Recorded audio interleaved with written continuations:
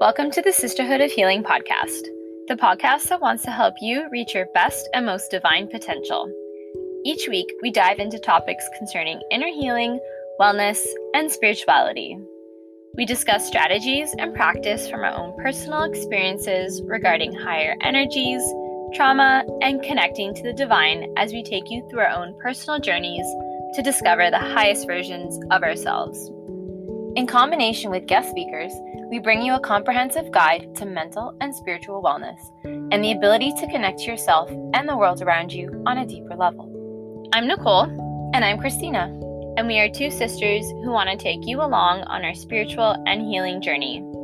We are each on our own individual healing and spiritual path and bring unique perspectives regarding yoga, chakra healing, meditation, intuition, and trauma healing. Sometimes life is messy, sometimes it's confusing, and sometimes everything falls perfectly into place. Join us as we navigate the path to divine enlightenment together.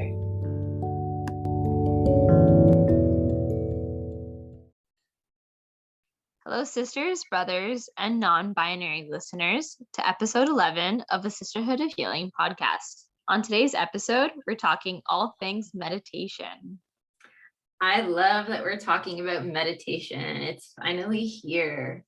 It's such a core practice and one of my favorite practices. Yeah, I think meditation is definitely one of my favorite practices. I'll be honest, I wish I was way more consistent with my practicing. But when I do practice, when I'm consistent, I feel all of the benefits from it. Oh yeah. And it just, so good. So good. And I can't wait to talk about it and hopefully help some of our listeners too. I think there's a lot of misconceptions around meditation too. And people are like, I don't know how to meditate. I can't do it. I can't sit there quietly. I get distracted. But we're going to hopefully debunk all those things and give everyone some strategies to work it into their life. Yeah, whenever I talk to people about meditation and like it comes up in conversation, they're always surprised that I practice meditation. It's like meditation's like some kind of superpower. Like, oh, you practice meditation? Oh, I can't do that. Well, why not? Like, it's the most basic. It really is. But I can understand it's super hard to just sit there and clear your mind of any thoughts that you have and I think a lot of people feel or have a misconception that you need to take like 20 minutes, 30 minutes, an hour out of your day to practice meditation when really all you need is 5 minutes. 100%. If I'm meditating at night, I'm usually, I just sit down, I meditate, I connect to my intuition, I journal. Like that whole process sometimes takes like an hour, and it's like an hour before bed. But then if I'm meditating in the morning, it's sometimes like 3 to 5 minutes. Like it's just something like really quick to settle me. Yeah, I share that as well. If I do practice in the morning and I find I'm probably not practicing as I should, I feel like I am kind of rushing through my meditation in the morning because I know I need to get ready and start my work day and whatnot. And I have a million other things on my list to do. Which and then when I find it's kind of ironic too, because meditation is supposed to give you that pause out of your day, and you're just kind of like rushing through it because you got to get to other things, or like you're aware. Yeah, exactly. Yeah, I am aware of that, and then I probably need to be more mindful when it comes to my morning meditation practice. But when it comes to my evening meditation practice, if I do it before bed, I feel like I'm like zoning into it, and I could be practicing my meditation for like an hour and a half. Like I'm lost in it. Yeah. And it's honestly, I think I'm definitely, it's honestly my favorite. It's one of my favorite things to do before bed because it just like settles you and calms you. I actually learned something the other day in my coaching training that when you're meditating, when you're connecting with your third eye. So when I meditate, I do connect with my third eye. Like that's how I will connect to my intuition. But I guess when you connect to your third eye in the daylight, you're creating more serotonin, which kind of energizes you and like gets you going for the day. And when you're meditating and you're connecting to your third eye at night, it creates melatonin and it helps you to sleep. I think that's why I find it such a calming practice. Oh, wow. That is super interesting. I had no idea about that, the serotonin and the melatonin. Yeah, I had not known that before either, but yeah. And it makes total sense, which is why like normally if I meditate at night, I've like showered, I've done everything I need to do. Meditation's the last thing, and then just hop into bed. It really does help. Yeah, that's really cool. Yep. And we can talk about maybe like later on how we connect to our third eye and our intuition while meditating. Yeah, we'll get there. I know you are an expert when it comes to connecting to the third eye. Love it. You're way more advanced in your meditation than I am. I think it came out of that's circumstances, but yeah, I guess so. That's my not only my meditation goal, but kind of one of my little life's goals to connect to my third eye. And like really we all have the ability to, like we're all like these divine beings, we're all made of energy, we all have the ability to connect to our third eye. It's practicing it, just like meditation is a practice, and it's like knowing how to do it and taking the time to do it and really like being one with your body. I don't know if that sounds too hokey, but well, no, it makes sense. And a lot of us are not one with our bodies. We're not intuitively connected with ourselves because we're so busy and we're really focusing on the external in our lives. We're focusing on the material. So if you're not focusing on your inner self, then you have no idea how to tap into those abilities. Mm-hmm. Oh yeah, 100%. So I'm working on that. We'll get there. That's why it's called a practice. Yeah. Yeah. And like, with that being said, it's so important to note that at least I'm going to speak for myself. I like to set goals for my meditations. Mm-hmm. And your meditation goals will always change. So we can like expand on this later in the episode. But I like to focus on my chakras when I meditate. And when I started doing that, I started with my root chakra. Mm-hmm. And so I dedicated each meditation practices to focusing on the root chakra.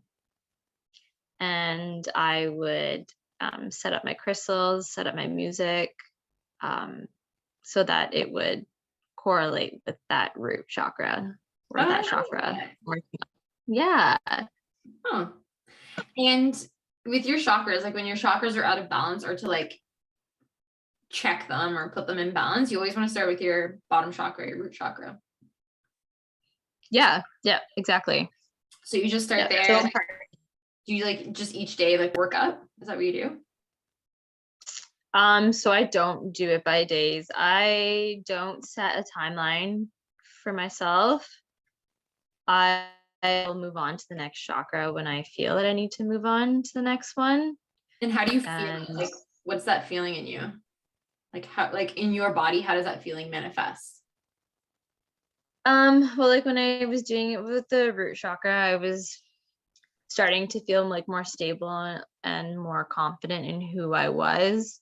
And I reflected a lot through journaling while doing my meditations. And I felt like I worked through a lot. I got a lot of my thoughts out. and like I really reflected on what I was putting to paper. And yeah, that's when I felt like I was able to move on to my next chakra in my meditation. But with that being said, I was working my way up and then I went all the way back down. Like you were, I was feeling like, you're like, oh, gotta start again. Yep, gotta go back down because I was feeling really disconnected with myself. I was feeling really out of balance. So I went back down to the root chakra and started all over again. But that's okay. Yeah, no, that's okay. And your chakras are going to be, actually, you know what? For those of you that don't know, your chakras are different and like energy points in your body. You've got 7 that go. You have 7 main ones. Yeah.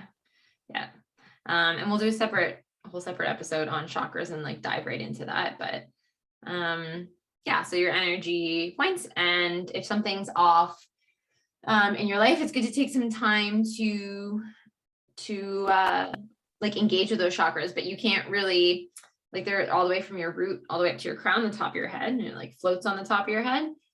You can't really address your crown chakra until you've made your way up. So it's like this whole process, and you can't skip the process.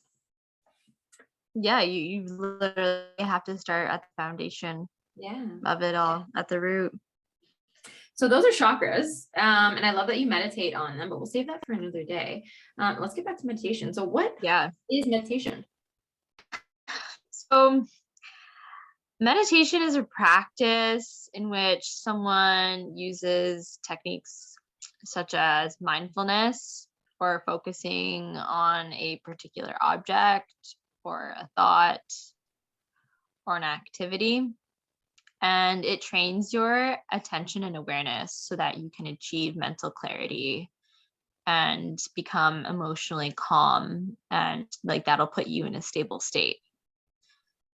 So it's really bringing your attention to focus on the present moment. Very cool. And so what are some different types of meditation that exist? So I didn't really know a lot about meditation. I thought you kind of just sat there and cleared your mind until I did my yoga teacher training. And then we did a whole section on meditation. And so a few of them that I do like to build into my practice. There's talk meditation. So you can light a candle and then you focus your gaze on that candle flame. And yeah, you watch it move back and forth. You watch it expand and contract. And you can also focus on a drishti dot, which is literally like you can put a dot, make a dot with like paper or a marker or whatever you have, pin that up, and then draw your focus to that dot. Or you can also use a picture. You can focus on a picture. You can focus on a mandala. And yeah, you're using one. Yeah, so mandalas again tie into the chakra system. So whatever chakra you're working on meditating, you can print out a mandala, or you can draw one if you're really creative. That correlates to that chakra, and then you can focus your attention on that. And doing the drishti meditation is good for your balance too, because it helps you like train your focus on one thing. That's really neat. I definitely want to try the try talk one where you're gazing at the flame. I feel like that would be very entrancing, like just and staring at a bonfire, kind of. That's it's captivating. And I feel like sometimes when I'm feeling really antsy and I'm like, I don't want to like sit there and close my eyes in meditation, I'll grab a candle and light the flame, and I literally just sit there and stare at it. I love that. It's really calming. You have to try that. Yeah, I have a giant mandala. I bought it when I first started meditating, when I first turned the spare bedroom into my yoga room. I bought this like giant mandala tapestry flag thing. It's like 4 by 6 feet and it's on my wall. And I was like, oh, I'll use this to meditate. And it, you know what, to be honest, like it did help me focus in the beginning. And then now it's really connecting with my breath and my third eye that helps me focus. But then partway through my meditation, I'll realize that I'm staring at that mandala. It's interesting. It's really interesting. How it all connects.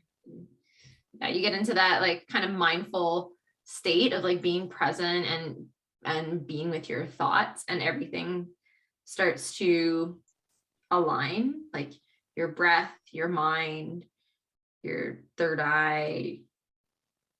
Like, yeah, it's interesting. Yeah. And it's interesting that you say that, like, you find yourself like gazing at it and like you're not really realizing that you've like drawn your attention to it. Mm-hmm. And I feel like in doing that, like, you are able to recognize something, like you're having awareness of it, but you're not passing judgment about it, which is really like the main point of meditation, right? Like, people think to meditate you need to clear your mind, but that's not what it is. You're never going to clear your mind. Like, you are always going to have thoughts. You are a conscious being. Mm-hmm. So the main point about meditation is that you are learning how to acknowledge and let those things go. Mm-hmm. Yeah, and that's the big thing. And I think that's why people get so frustrated, because they're like, oh, I can't sit there, like thoughts keep popping into my head, and it's like, that's okay. Like, you need to allow those thoughts to come, process them, let them go, let them pass naturally. Like, don't try and force them out. It's just like, if you're feeling something, if you're feeling angry or sad, like, don't suppress that emotion. Don't try and ignore it. Like, allow yourself to feel it, process it, and then you'll be able to let it go. Same with your thoughts. Yeah. Yeah. I don't want to get too far ahead, but we'll talk about the processing of those thoughts. There's just so much, and it's so good. There's so much. But before we get ahead, I want to talk about breath work and how important breath work is in your meditation practice. Even adding breath work to your yoga practice, so important to connect your body to your breath. You don't realize how, like, obviously we're breathing every second of the day, but you don't realize how shallow your breaths are and how you're not connecting to your breathing. Right? In meditation, we need to make a conscious effort to like completely fill the lungs, take in that breath, like completely exhale it, right? Clear the lungs of that stagnant energy. Like, we do not do that. It is so important to clear our lungs. Yeah. Oh gosh, it's just so revitalizing to do that. It really is. So when I'm meditating, the first thing I do to settle myself is breath work. And sometimes I'm only doing breath work in my meditation. I have a really hard time clearing the thoughts out of my mind. And the easiest way for me personally to do that is to go into a 4-part breath. And what's that? So inhaling, pausing, exhaling, pausing, and your inhales and exhales are of equal length. So depending on your lung capacity, you can inhale and exhale for a count of like 4, 5, 6, 7, 8. Depends on where you're at. I'm probably have more advanced. Depending where your lung capacity is at, you can be breathing for a count of 4, 5, 6, 7. If like me personally, I would say I have more expansive lung capacity, so I like to inhale and exhale for a count of 7. I feel like I'm taking in more air and completely exhaling that air when I'm doing it for a longer count. Hmm. But in doing a 4-part breath, it's giving me something to focus on. I'm literally counting, Mm-hmm. reminding myself to pause and continuing with it. Yeah, and if you've ever done an app, like a meditation app, one of the first things that they'll have you do is they'll have you breathe, and they'll have you do either a 4-count breath or some other variation of a breathing style. And it really does help to, I mean, you're essentially forcing your mind to focus on your breath and focus on your body, because you're mindfully being in tune with your body's functions, right? Like your breath, your air, like something that's so natural that you take for granted. Mm-hmm. And you're being forced to focus on it, which is really helps you connect. Yeah, breath work is amazing. And I mean, you've taken a yoga practice. I'm sure many of our listeners have practiced yoga before. And you've probably heard the teacher say, send your breath to this area of your body. Mm-hmm. And it sounds so silly, but if you're conscious of what you're doing, it feels like you can send your breath to that area of your body. And like, I've had stomach aches before, really bad stomach aches. And I literally send my breath to my stomach and I can feel that pain disappearing. Wow. And do you do a particular style of breathing and then send your breath that way? Or do you just consciously, you're like, my stomach hurts, I'm sending my breath that way? Yeah, it's more just like a slow conscious breath. So I think I've done a 4-part breath with it before. But like, yeah, literally just focusing my exhales to that energy center. I do that spot of my body and it helps so much. I'm gonna have to try that. Try it. Yes, try it. I have to try that. Yeah, breathwork is a great way. You will not be disappointed. You have to give it a try. I wonder if it works with headaches. I had a bit of a headache today, at the beginning of the day. I wonder if it works with headaches. I have to try it. I mean, you can send your breath to your third eye, right? That's still the energy center. Yeah, I'll have to try it. Yeah, so breathwork, is it the foundation or the beginning, or breathwork helps to get you into a state, like a meditative state, I guess, or breathwork helps you to connect your mind and your body. It's with that mind-body connection. And that's why breathwork is so important. So you can't just like sit down on a pillow and close your eyes and just expect yourself to boom and like be in trance, be in meditation. Like, it's so important to establish that mind-body connection in order to help you meditate, to process your thoughts, to connect with your third eye, to connect with your intuition. Like, it's so, so important to establish that mind-body connection. So breath work has to come first and foremost. Yeah, no, definitely. I forgot to mention another one of my favorite meditative practices is chanting. You know how much I love chanting. And there's a chant for each energy center. And you can chant as quietly or as loudly as you would like. So what chanting is it's exactly what it sounds like, saying like Om or Lam, Ram. And those vibrations are literally like massaging that energy center. I love it. And I know it sounds like it's hocus pocus, but when you really get into a chanting practice, you will feel it in your body. And I don't know how to describe it other than it feels like an out-of-body experience. Like you become completely entranced when you chant. You definitely, like there's a natural high you get from it. I have started probably in the last like 2 months periodically using chanting because you love it so much. So there's days where I use it a lot on days where I'm really anxious and I can't settle. Like my meditation practice is like getting me nowhere. I can't settle. Like I'm just feeling the anxiousness throughout my body. I'll use chanting and it really does help. Like the vibrations that it sends throughout my body.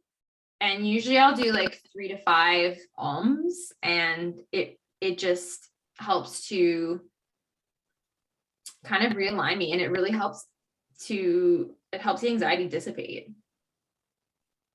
Yeah, it really does. And again, it's giving your mind something to focus on other than, what's bothering you. Mm-hmm. Your focus on like pronunciating that chant. Yeah, it's quite extraordinary. So breath work, the basis. Don't start your meditation before you've done the breath work because you need to build that mind-body connection. It's so, so, so important. And then that's going to take you into this sort of like calming state where then you can kind of move on from there. And I always find like when I sit down to meditate, I don't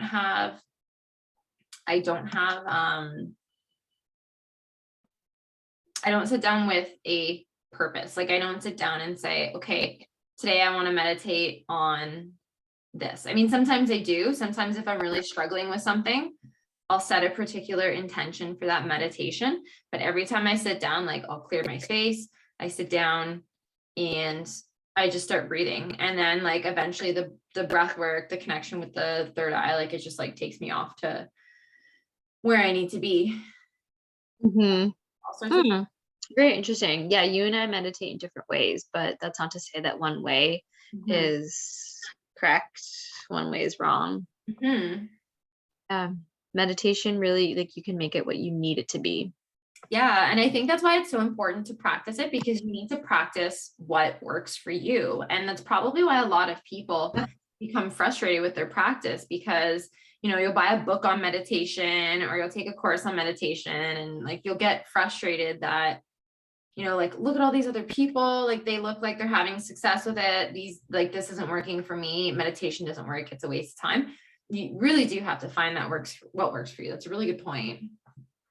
Yeah, I mean, I did not start meditating overnight. I struggled with meditation for like, I don't even know how long, like forever. I used to try to force myself to meditate and it wasn't working, and I would be consistent with it, and then I would leave the practice, for weeks, for months on end. And just the idea of meditating was completely daunting.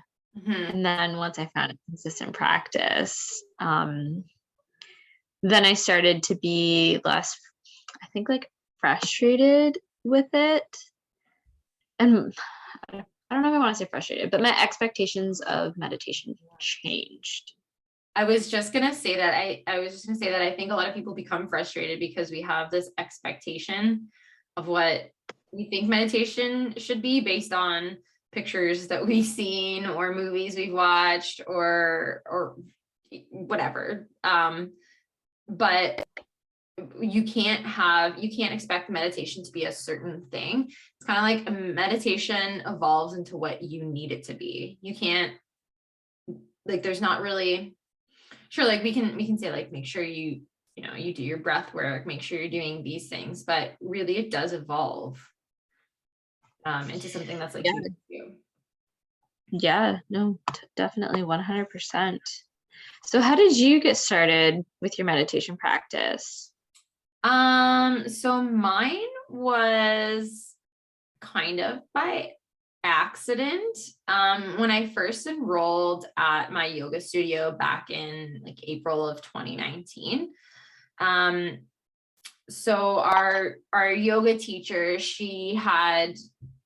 so if you're like new to the studio, you had for like 1 month, it was like $40 and you could try out like all the different classes. So the second class that I went to at the studio was a restorative practice, and I had no idea what it was. I'm like, okay, restorative sounds cool. We get to do some meditation at the end. It sounds fun. I don't meditate. Like, let's try this out. So the restorative practice included, lying in different positions that like open up your chakras. You're lying on bolsters, which are like big, long,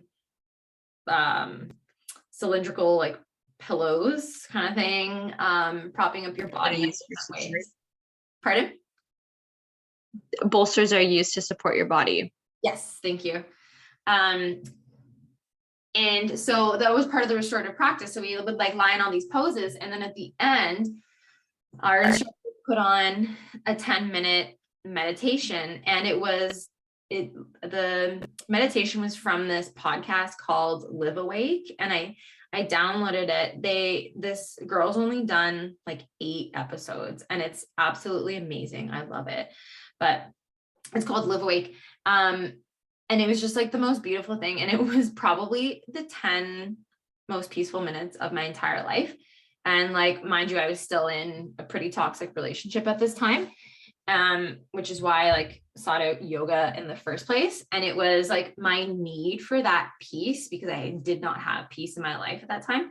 And it was just so like revolutionary for me, because I was like, oh my gosh, like this is just bringing me so much peace. So I found meditation by accident. I found it by accident during yoga. And then every week, like I booked the restorative class and I called it sleepy yoga because it was just beautiful. And I often relaxed so much that I fell asleep during my meditative practice, which is okay. Like that's kind of, I mean, you want your body and your mind to be at this peaceful state. Your body is still receiving it. Yeah. Even if you are sleeping. Yeah. Your subconscious mind is still receiving it. So that's okay. Yes, which is important to kind of reprogram that subconscious mind. So then I decided that I wanted to bring this practice home. So I downloaded the Breathe app and I I downloaded like just the free trial because I'm like, let me see if I actually like this. And there was this one meditation that I put on every night before bed.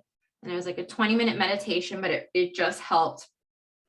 Again, like it helped me align mind and body and put me in that, that relaxed state where I'd be able to fall asleep. Because for most of my life, I would wait until, like, I've always kept myself super busy. I would always wait until I was, falling asleep before I went to bed, because I would only be able to sleep if I was extremely tired. And then I'd be out. Like I'd pass out, sleep like the dead, but I'd have to be really tired. And meditation allowed me to calm myself enough, or even if I didn't need to be that sort of like dead tired anymore, because I was properly allowing my body to rest. So then, so then from there, and I had the app for I was using like this one meditation every night before bed. And then I was doing the meditation at yoga class, and periodically, like with the app, I was using or I'd come home from work if it was a particularly stressful day, and I'd lie down on the carpet and do like a 15 or 20-minute meditation.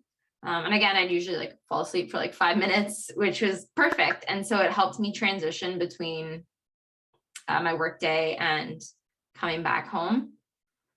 So eventually I bought the full app because I'm like, this is amazing. I'm using this all the time.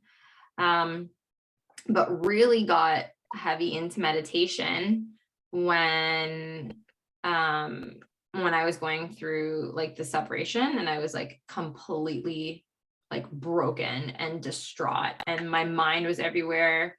My emotions were everywhere. I wasn't grounded, and I needed some grounding. Everything in my life was misaligned. I was every which way in which a person could be. And I was like, I need to. So the one thing that has always brought me peace, or has brought me peace the last couple of years, is meditation. And so that's when I made myself my little yoga room, got my mandala, my twinkly lights, and a little meditation pillow, and started meditating. And it started with breath work. I didn't really know what I was doing.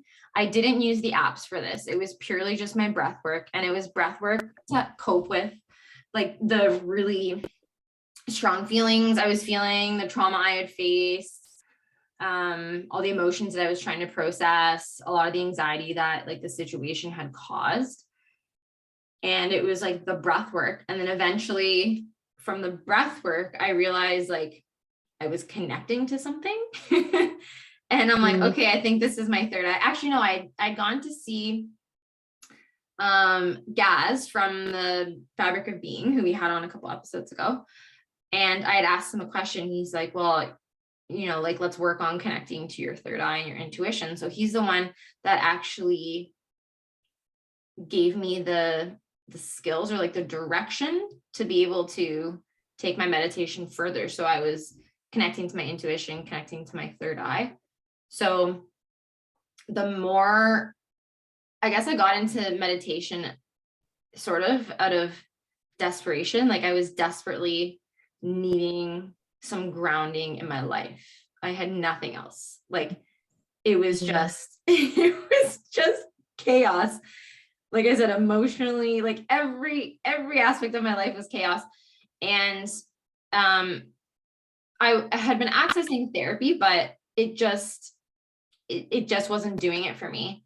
So the skills that Gareth taught me really helped me learn how to meditate and like take it to the next level, where I was like, whoa, there's like things going on here.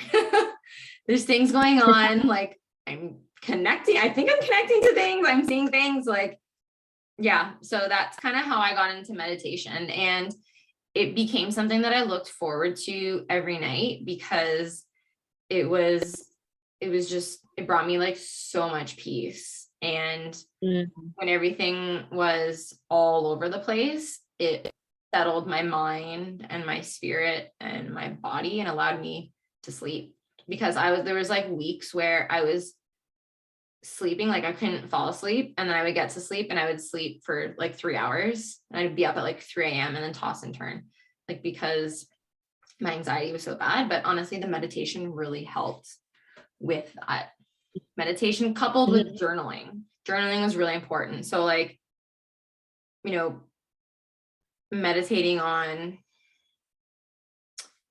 I guess like doing breath work and allowing the breath work to sort out my thoughts. And then by sorting out those thoughts, I could then start to journal on them and journal about what I was feeling. Because there was just like a mishmash of thoughts and feelings all together. So yeah, meditation helped to sort those out.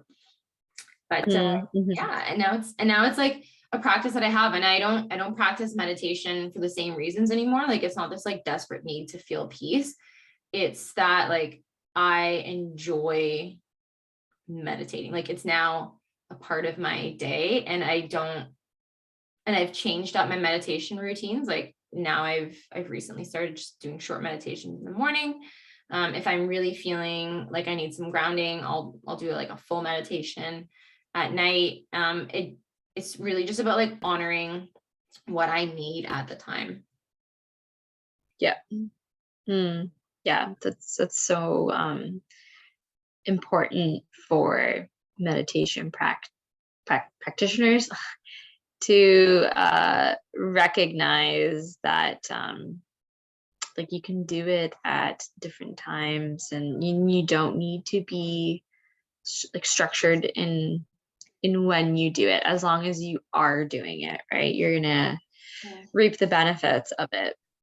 Yeah. And mine was very structured in the beginning because I needed that structure in my life. Like I needed something to like hang on to ground me, to anchor you. Yeah, to anchor me. But yeah, now it's yeah. How did you find it? Well, like I had kind of mentioned it. I always was interested in trying it, but didn't really know what I was doing. And then it wasn't until when I did my teacher training, my yoga teacher training, I should say, and we were learning about meditation. And so we had assignments that we needed to complete, different meditation assignments, different chanting assignments. And that's really when I got into it. I had no idea how intense meditation was before practicing it then.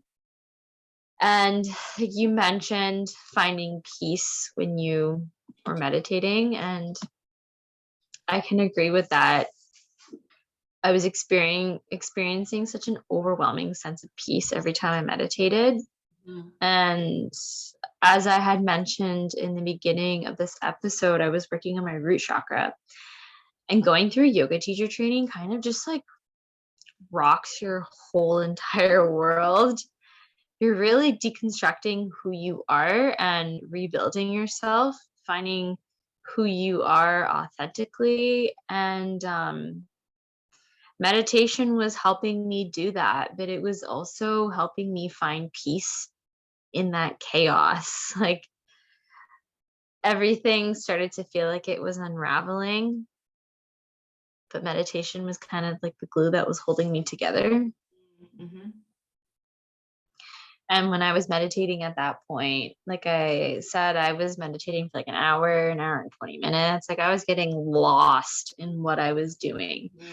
And now my meditations aren't that long. It's like once in a blue moon when I have a long meditation like that. Now my meditations are more so like 10, 15 minutes.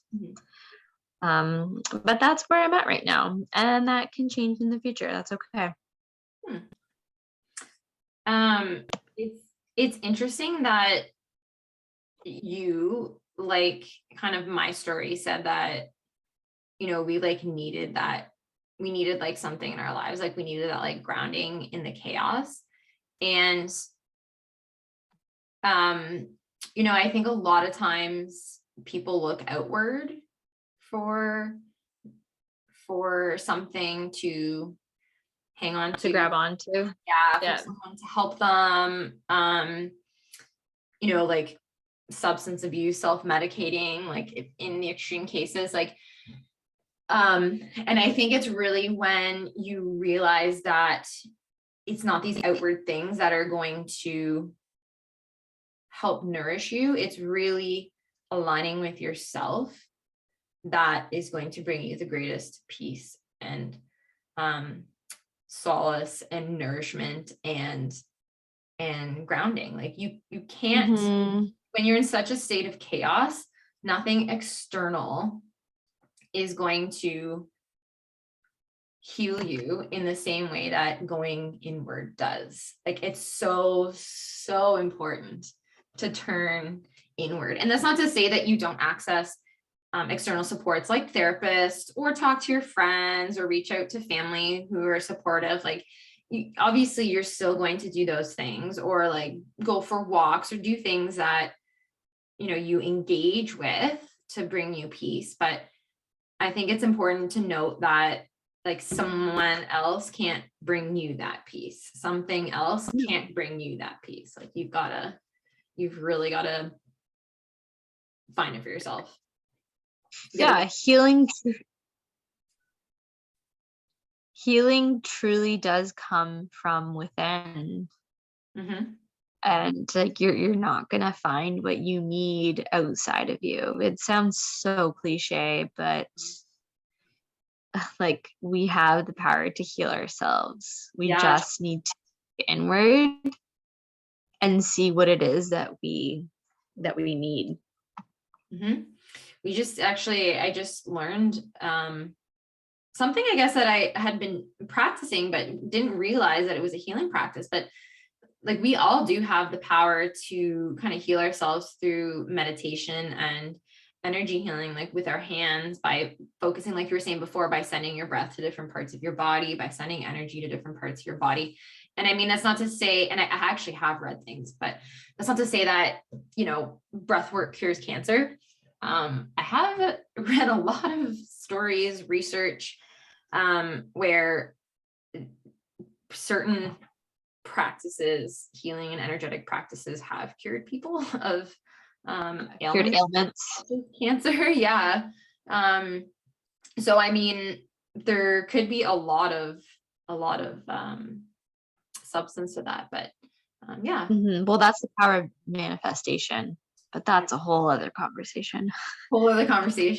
Yeah, Yeah. So it's not, well, side note, like manifestation, like meditation, it's not about you sitting down, you're like, this is what I want to do, this is what I want. It's about like the feeling that you're cultivating within your body, like the emotions that you're cultivating, the energy. It's all about the energy. Mhm. We're all just energy with material bodies.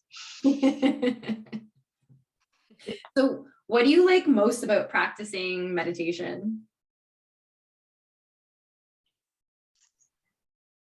I think what I like most about practicing meditation is that it gives me an excuse to completely slow down and connect with myself without feeling guilty that I'm not doing other things. Mm-hmm. Mm-hmm. I have a hard time sitting still, as you know that. And when I'm meditating, I'm not feeling guilty for sitting there and for taking the time for myself. And what I also like most about practicing meditation is that I learn so much about myself. Yeah. Oh, Like yeah. it's crazy. I've spent 29 years in this body and now I'm figuring out who I am because I'm actually taking that time in my meditations to reflect on that. Yep. Otherwise, we kind of just proceed through life. Like, I feel like we're all trying to get through life. Like, we're all just trying to survive this rat race. And meditation, like you said, it really does force you to slow down, to look at your values, to look at how you are living life. Like, are you living a mindful life? Are you living an authentic life? And meditation does that. And, I know we're all in different situations. Like, I live by myself. I don't have any dependents, but some people have children. They have parents they're looking after. They have obligations. And I'm sure that in many of those cases, it might be common to say like, oh, it's nice that you have time for that, but I've got A, B, and C going on. I don't have time for that. But it's regardless of what you have going on. I mean, we are fortunate to have an hour to meditate before bed if we want. But even that 5 minutes, like that 5 minutes of like self-care and stopping and taking a look and like taking a look at, am I aligned with who I'm supposed to be? Am I putting out the right energy to the world? Am I, like respecting my body? Am I looking after myself? And that all comes with like self-care too, right? Like, even if you have dependents, you have people that, rely on you, it's still really important to look after yourself first. And I think meditation is one of those practices where even just 5 minutes in the morning or 5 minutes, like in your car on the way to work, like throw on a meditation, one where you're not going to fall asleep. Like just like you're in the shower, put on a meditation. Like I put on meditations when I'm in the shower. There's so many different ways that you can meditate. Like it doesn't have to be in a spare bedroom with a yoga pillow, like, or a meditation pillow. Like it's you can make it work for you. And it's such an important part of self-care. Yeah, it's versatile. I think it's really the foundation of every healing practice or every healing, because to heal, like I said, like you can be trying to heal and you can be looking for all these external things to help you, but you need to connect with yourself first. If you are disconnected from yourself, it doesn't matter what external resources you are accessing. You need to be connected with yourself first and then utilize those resources, right? You need to take that time. And meditation helps you do that. Like it really, really does. Yeah. Oh, yeah, no, I can't agree more. So you had mentioned that you have your yoga, your meditation room. I do. So what does that look like for you? So you're lucky enough to at least have a spare room that's dedicated to your meditation and your yoga practice. I am. Yeah, I am. Initially, I was so when I was with my ex, this was a spare bedroom with a dresser in it, and it was supposed to be eventually one day turned into a nursery. And then when he left, it was full of a lot of, this is kind of the room that he came and spent a lot of time by himself. And when he left, there was a lot of like dark energy in here. And I didn't ever really want to come in here. So I had been meditating downstairs. So I have like in my like living room, there's like a space where I had my yoga mat, and when I wasn't living alone, I used to meditate there because there's nice light that comes in there. And so I was using that as a yoga space for a long time. And then eventually I was like, you know what, I'm going to reclaim that spare bedroom upstairs, because I can't, one, live with this like negative space, and two, like I need to kind of confront like all the emotions and the experiences and like the energy and process all that in that room. So I turned that spare bedroom into my yoga room. So I didn't have anything in there at first. It was literally just me sitting in there with a yoga mat. And it's a carpeted room, sitting in there with a yoga mat. And then I love twinkling lights, like the lights on your Christmas tree. Like I love that glow. So I bought myself some hanging lights that have like 5 different settings from like low to bright. And I bought myself a giant mandala. So I have a mandala on the wall. I have the twinkling lights above it. And then on the wall parallel to that, I set up like my meditation pillow. I also have my journal beside me. So then when I'm meditating, when all those feelings come up, or when like intuitive thoughts, visions, whatever come up, I can like write them down and like kind of decipher the feelings, decipher what I see. I also have sage and a shell underneath my mandala, and I've got like a kind of like a little, I don't know, I got a little setup with some rocks, crystals, and I have like a little board for myself with my affirmation. So whatever affirmation, like whatever kind of struggle I feel like I'm facing and that I need to process or further like connect to within myself, I create an affirmation for that, and I'll put that on my little board. So then when I'm meditating, I've got my mandala in front of me, my little twinkling lights set in the mood, and then my my affirmation. So I'll often do my breath work, journal into it, and then I'll often finish with my affirmation. So that's kind of what it looks like. But then always start with, and I think we can talk about this later, but like cleansing the room, which is really important. Mm-hmm. Yeah, you have a pretty great setup at home. I love it. I love it. I love it. Yeah, I'm jealous. My yoga meditation room isn't a dedicated yoga meditation room because I also have a spare bed in this room, because I've chosen to make one of my other bedrooms my closet. So I have to share this space, but that's okay. Usually this bed isn't used.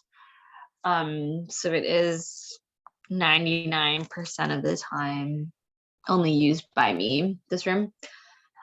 And I have a couch in here, and I kind of use the couch as an altar when I meditate. So I sit on the ground, and I sit on my meditation pillow, and I face the couch, and I use the couch as like a little tabletop, and I journal on there. I set up my crystals on there. I set up my sage on there. Yeah, I have everything on there, and everything that I need for my meditation I put on my couch, and I sit on the ground. it's so important to sit on the ground because it allows you to connect to the earth, and that'll allow you to ground in your practice. Yeah, I have my crystals in my room on my crystal shelf, lots of sage and Palo Santo, incense I like to burn as well, and a lot of my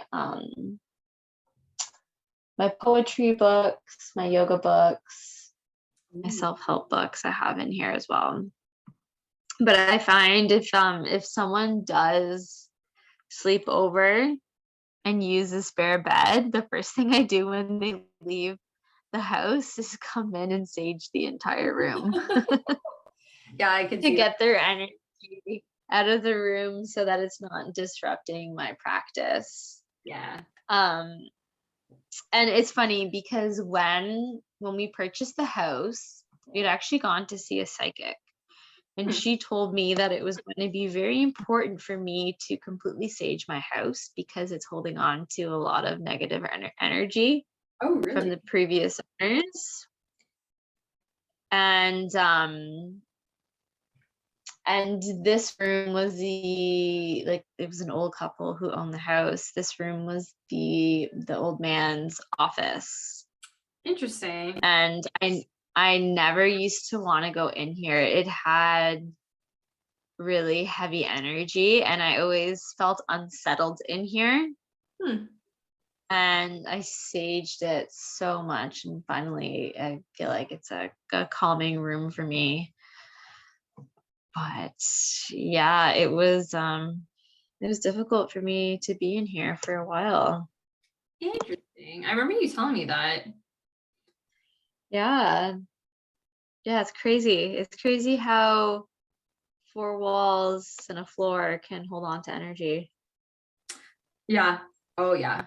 I felt like I didn't like to walk into my room like before it was my yoga room. Like this room, just like, you know, when like something sets the hair on the back of your neck up. Like it was almost like that feeling that I got all over my body walking in there. And like now when I walk in, it's like a blanket's wrapped around me. So I love being in. Yeah. Yes, actually that reminds me, blankets. I'm actually using my meditation blanket right now, but I like to cover myself when I meditate as well because it helps make you feel like more safe and protected, less vulnerable.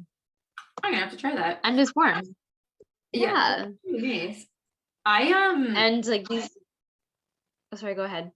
Oh, we'll cut this out. That's really interesting that you use a blanket. I always meditate barefoot. Like if I have socks on, I always have slippers on in my house. So like if I have socks on, I'll take my socks off because I feel like socks block my energy and my connection to the earth. So I meditate barefoot. Well, your energy like leaves through your feet, right? So if you have something covering your feet, then any like negative energy that you're trying to rid your body of can't escape. That makes sense. So it is good to go barefoot. That makes sense. I've honestly, there's been 2 occasions that I starkly remember where I've sat down to meditate with socks and I'm like, oh no, I've taken them off.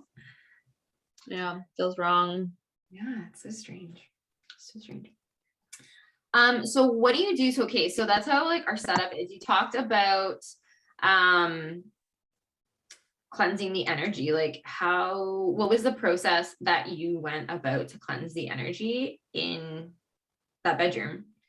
And well, so I was lucky enough at that point that you were growing sage at your house and you made me sage bundles. Yeah. So I was using that sage and literally just grabbing a lighter, burning the end of it. And I don't use a feather as I probably should. I just use my hand to like waft the smoke. And I start in a clockwise direction and I go into the corners of the room and I literally start from like the floor and let the smoke travel up to the ceiling.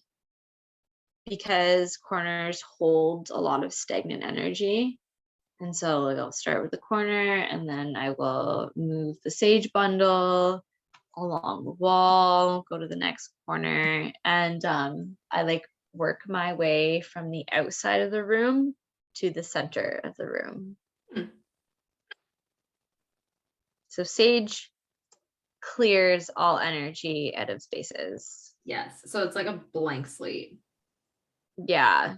And you and I like to use Palo Santo as well, which is like it's a wood, right? Yeah. It's a tree from, I cannot remember where now, but it is a tree. It's a And sweet smelling wood. Yeah, it is sweet smelling. Oh, I love the smell of it. So much better than sage too. Even though I love the smell of sage, I love the smell of Palo Santo. But Palo Santo is supposed to bring positive energy into the space. So usually I'm lighting that more than sage because I don't always feel like the energy needs to be cleared out, but I feel like it's always good to bring that positive energy into my space. And see, I use sage every day. Like every day. I say, like when I come home from work, I'm like, oh, it smells like sage when I wake up in the morning if I've saged the night before. Yeah. I sage every day. Every time I sit down to meditate, I sage. And then Palo Santo, I think when I'm feeling like most disconnected with myself, most anxious, most imbalanced, I'll sage first and then bring in Palo Santo to bring in some positivity before I meditate. Interesting. Yeah, we use it at different times. Yeah, I guess it's whatever feels right for you. Yeah. I also say, so I sage in the same way. I sage in the same way that you do. So where, you use a feather, and I had actually looked into, so I've had the opportunity to participate in Indigenous smudging ceremonies, and they have used a feather with those ceremonies. And I was really mindful of the fact that I was like, okay, I want to make sure that I'm not inappropriately appropriating the use of this. So I did a lot of research into like usage of feathers or like other items you can use, and it seems to be widely practiced in a lot of different cultures. So I also do use a feather. So I use a feather, I start counterclockwise. I actually open my window because when you sage, you're supposed to, like if you're saging your house, you're supposed to open your front and your back door.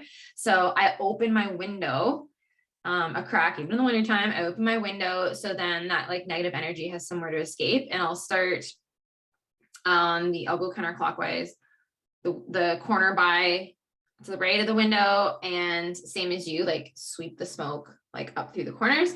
And I usually say, and I got this off the internet, but it's something that I just felt aligned with. And I say, sacred and holy ones, bless the space of any stagnant or negative energy. And I go around, I do that with all my corners. And then I finally like waft it out the window, and I'll say, sacred and holy ones, bless the space of any negative or stagnant energy, take it out into the universe, neutralize it, allow it to be used for only good. And that's kind of like how I cleanse my space. And then not wanting to send the negative energy out, just like ask the universe to kind of neutralize it. And then I close my window, especially in the winter times, it's cold. And then I sit down and begin my practice. But then if I'm using Palo Santo, I will do the same thing, like counterclockwise, and then ask the sacred spirit of the Palo Santo plant to fill space with positivity and peace, and then just waft it up the corners. Love it. See, I learned something new from you the other day about opening a window and opening the doors to allow that energy to leave or to neutralize and leave your home.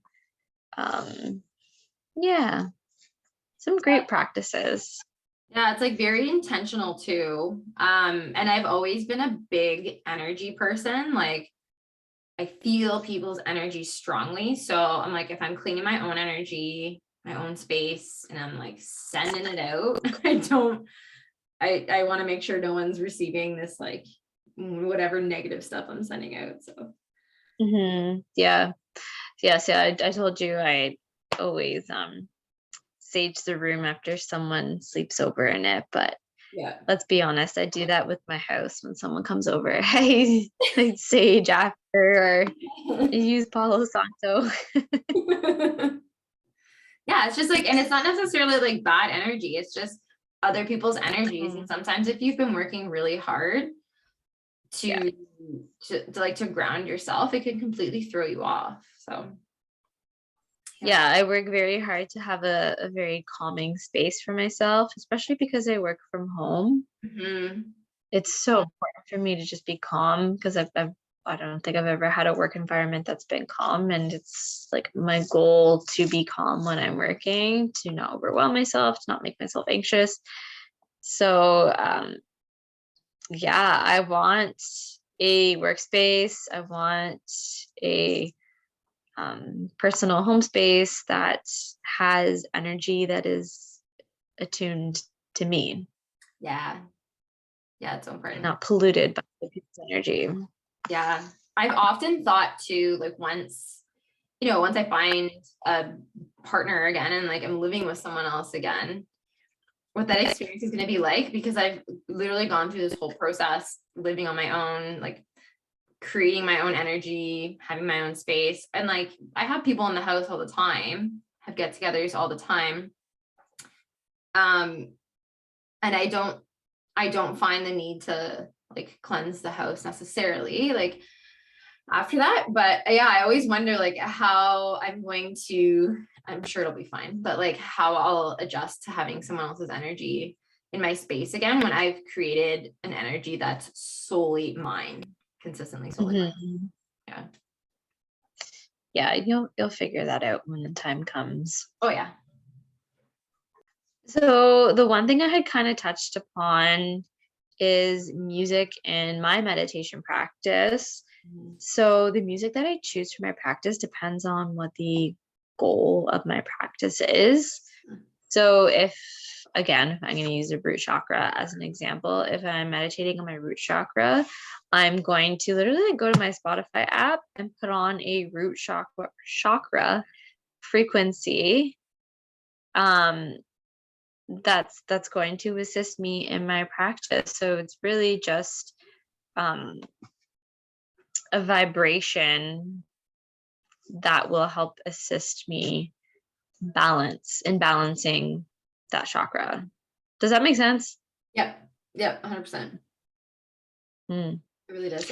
Or if I am not focusing on a chakra, I love to put on water sounds.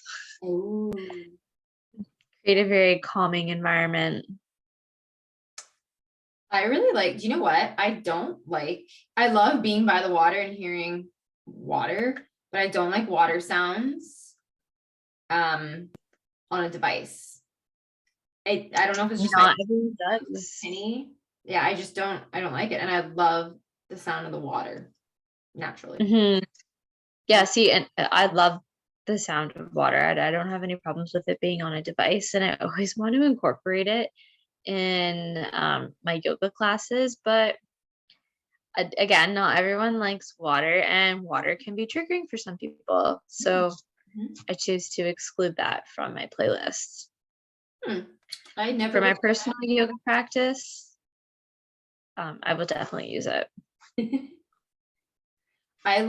So on the Breathe app, I was listening to for a long time, and I recently just switched it over, probably maybe November, December. I switched over what I listen to when I meditate, but I was listening to on the Breathe app, they have these sound like music. It's called the Sound of Peace, and it's like a combination. It sounds like wind instruments, just creating this like beautiful, calming, energetic melody. So I listened to that for a long time, and then I recently just switched over to chakra sounds on Spotify.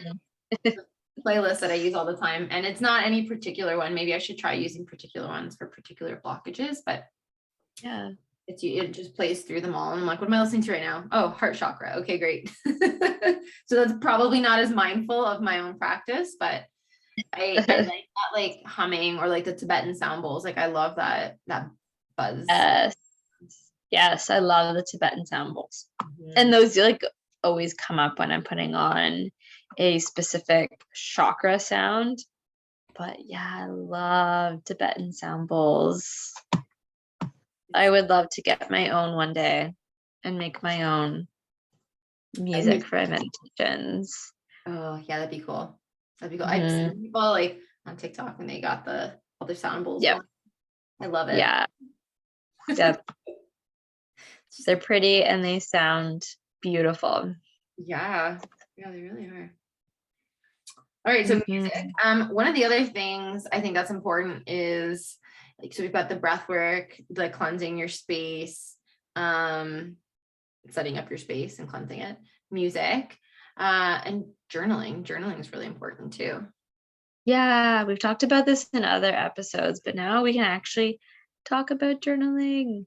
Yay, journaling. Yay. So I love journaling. I've always journaled. Like you've mentioned before, you never journaled and you're new to journaling now. But journaling is so important to do before and after, at least in my opinion, because when you're doing it before, you're giving yourself an opportunity to get out all your thoughts. And I find that when you put pen to paper, it allows you to process those thoughts more thoroughly. Mm-hmm. And you're really clearing your mind. Whatever is bugging you, you can journal about it so that you can clear your mind, so you can sit in your meditation. And then if things come up in your meditation, then you can choose to do that when you're done. Have a journaling session at the end of your meditation as well. I like that before and after, because it really forces you to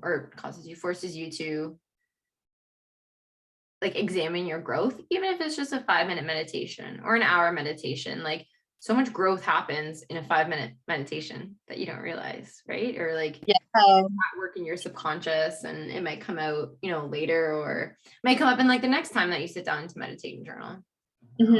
Yeah, and I have a specific journal that I use for meditating. It's so funny because like this journal probably means the world to me. It's like a dollar store journal, but it's so important to me because like it's documented my journey, my awakening, and my deconstruction. And yeah, I feel like it's contains the essence of me. Yeah.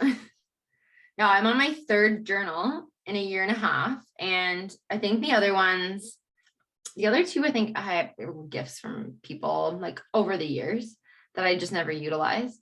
And then the one that I have now is a dollar store one, and I love it. It's a 3rd one, but I've often thought that like, if God forbid anything happens to me and someone's like going through my journals, they're going to be like, whoa, this girl was dark. Like for like parts of my healing, they're like, what is this? And like, it really just shows the progression of that whole healing process. And I never go back and read my journals. Like I put it down, and it's like, at one point, like back in October, I called, I set up an appointment with my counselor, and I said, I'm really just tired of all these like memories coming up in my head that, cause me anxiety, stress, anger, pain, whatever. I'm like, but they don't anymore, but like they're still popping up, and it's just really annoying.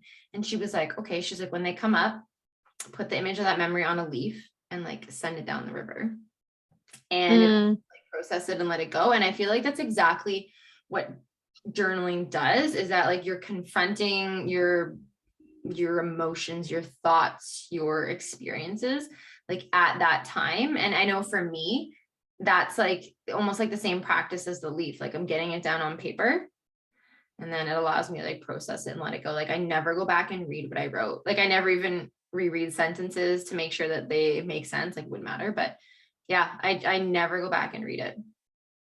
Interesting, because I do go back and read mine, but I don't do it on the regular. I'm like, oh, let me pick up my journal, and like I'll flip through a few pages, maybe something like will jump out and I'll read that. But yeah. See, and I don't have to. If I feel I need to process something a little further, then I will pick it up and read it again. See, I feel with me, like I said, because I'm so connected to energy, I feel like there's been, with the emotion that's put down in those pages, there's also like the energy of that moment.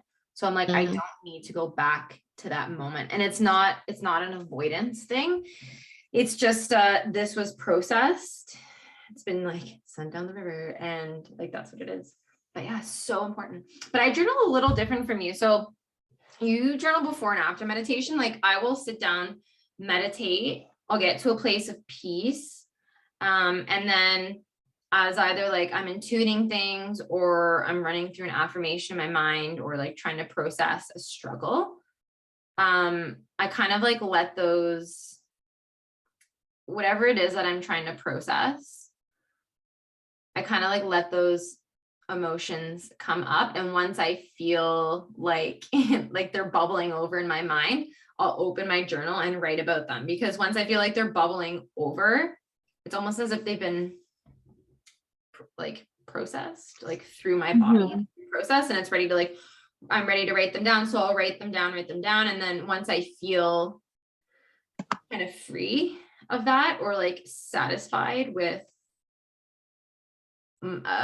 realization, then I will put the book down and go back to meditating and then close up my practice. So mine's like a middle journaling. Yeah, no, I like that. And if it works for you, then you shouldn't do anything different. Yeah, no, it definitely works. You and I are examples that what works for one person will not work for everyone. And you really just find what works for you and what you feel comfortable doing. Yep. And like we're alike in so many ways, but really, yeah, it just goes to show you that you need to do what's right for your body, for your mind, for your spirit, for your own energy. It's so important. Yeah. Oh, well, there's like so many good things that we unpacked in this episode. I'm so excited we finally did our episode on meditation. Meditation 101.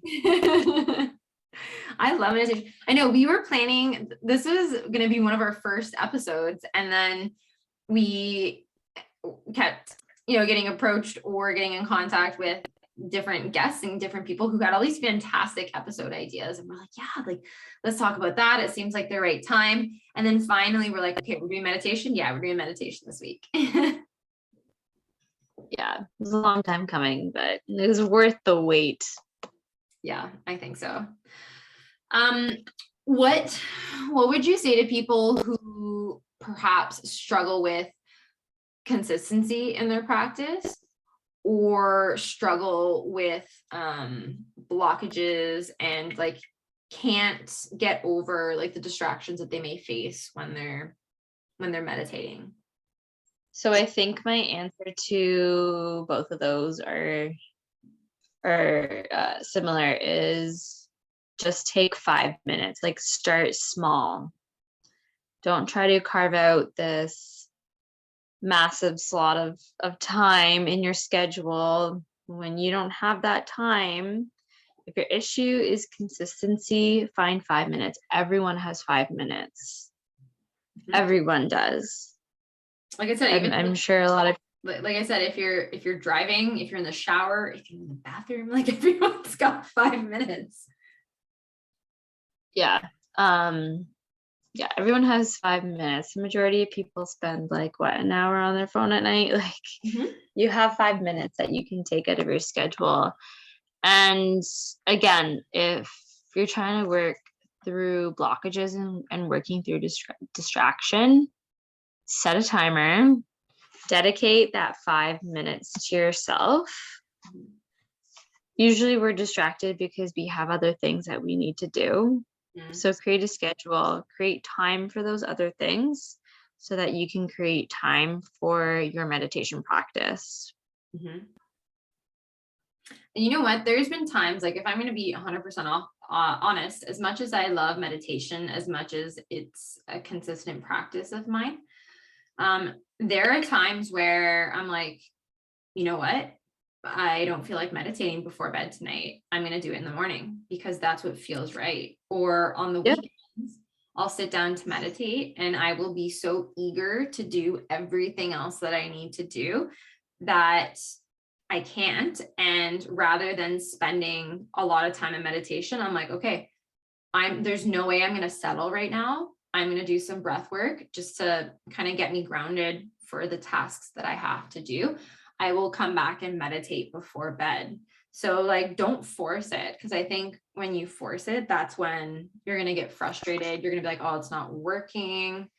I think do things like meditate when it feels right for you. Yeah. Like I said, like, yeah, you can carve out 5 minutes of your day. And if you set a schedule to do it in the morning and that's not working, you can be flexible and take those 5 minutes for yourself in the evening. That's okay. And it's really just 5 minutes where you're creating peace for yourself, where you're honoring your body and your mind, and you're showing yourself that time of grace and peace. And it's so important. I mean, we have such chaotic lives. It's so important to bring that little bit of peace to ourselves, to align ourselves. Yeah, like we are worth it. I don't know why we as humans think that our time is better spent serving others and being busy when we're going to get the most out of life when we take the time for ourselves and we have that peace. 100%. Any final words of wisdom or advice for our listeners before we wrap up? As a cliche to say, don't knock it till you try it. No, we're all about the cliches. I think, again, I think a lot of people find meditation really intimidating and overwhelming. And I think until you try it, you don't understand it. And when you do try it, you will realize how simple it actually is and how wonderful it is to experience. I love that. I love that. Any last words for you? Let me think about this. I think the importance of meditation lies with understanding that you are important, and understanding how to value yourself and how to love yourself. And kind of like you said, like, you need to put yourself first. And this is just one small way that you can do that. So, I mean, it all comes from a place of like loving and honoring yourself first and foremost. So I think if you can approach meditation like that from a place of like self-love, and honor for yourself, then you're going in with good intentions. I think not that you would ever go into meditation with bad intentions, but like you're setting a good purpose. Yeah, I love that. All right, well, I think we've said everything we could say. I don't know, I guess we could talk about this all night. From different, we really could. Different perspectives. But the conversation doesn't have to stop here. So if you guys have any suggestions, any questions for us about meditation, please feel free to reach out to us. We would love to hear from you. And yeah, we would love to continue this discussion with you.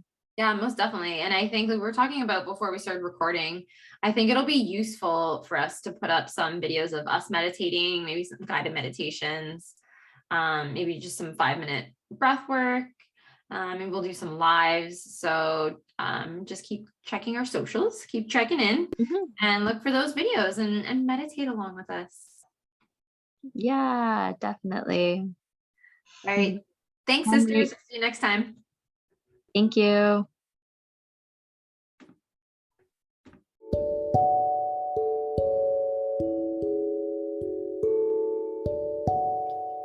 That's it for our show today. Thanks for joining. Remember, you can always reach out to us on our socials, on Instagram at sisterhood_of_healing, or on TikTok at Sisterhood of Healing. We love to hear from you, so please reach out to us at any time. Thank you for journeying with us today. We'll see you next time.